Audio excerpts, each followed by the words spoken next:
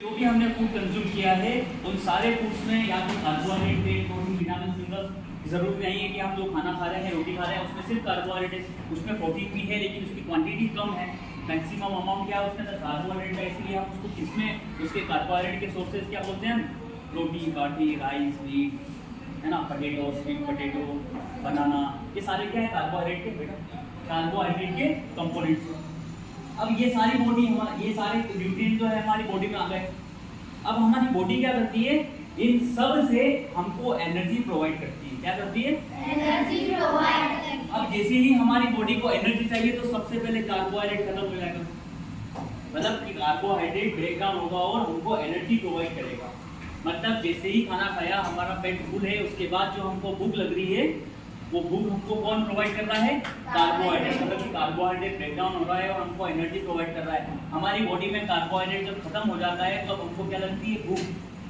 समझ क्या? भूख लगती है। लेकिन भूख लगने के बाद भी हम क्या करते हैं? हम कुछ देर तक काम करते हैं ना, तो वो हमको कौन प्रोवाइड करता है? वो एनर्जी हमको फैट प्रोवाइड करता है। मतलब कि कार्बोहाइड्रेट हमारी बॉडी में खत्म होने के बाद हमको कौन प्रोवाइड कर रहा है? फैट हमको प्रोवाइड कर रहा है एनर्जी। और एनर्जी ये जो प्रोवाइड करता है वो मैक्सिमम होती है। मतलब कि सबसे ज्यादा एनर्जी हमको जो प्रोवाइड करता है वो न्यूट्रिएंट्स कौन सा है? फैट है। समझ गए? उसके बाद जब पेट भी खत्म हो जाता है ना, जैसे कि हम रोजा रखते हैं, क्या रखते हैं?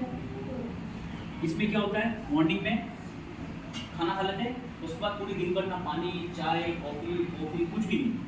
कब खाना है? शाम को खाना। कब? कौन सी शाम को? रात को 7 बजे बाद या 8 बजे बाद। ठीक है, उसको बोलते हैं रोजा। ठीक है, तो इसमें क्या होता है? हमने जो सुबह खाना खाया वो 6-7 बजे तक खत्म हो जाता है। क्या खत्म हो गया? कार्बोहाइड्रेट। फिर भी हमको कब खाना है? शाम तक खाना है। तो शाम तक खाना है तो कौन सा डाइजेस्ट होगा? अब फैट आपकी बॉडी में जाके डाइजेस्ट होने लग जाएगा और आपको एनर्जी प्रोवाइड करेगा।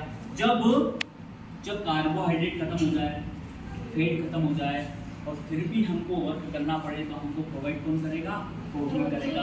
और प्रोटीन का फंक्शन क्या है? तो प्रोटीन का फंक्शन है हमारी बॉडी में सेल डेवलपमेंट करना। हमारी बॉडी में सेल का डेवलपमेंट, सेल का इंक्रीजमेंट, सेल का रिप्रोडक्शन कौन करता है?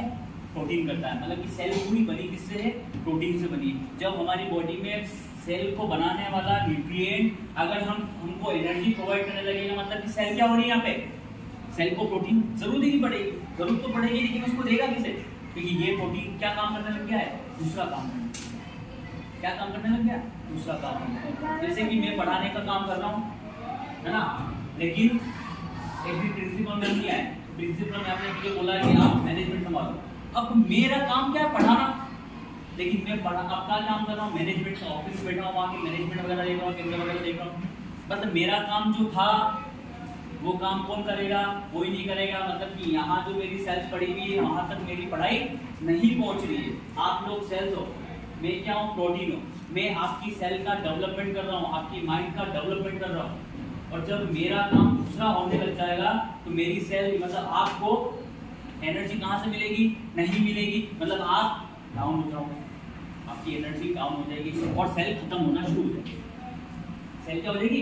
खत्म होना शुरू हो जाएगी। और जब सेल खत्म होना शुरू हो जाएगी मतलब कि हम पहुंच गए हैं।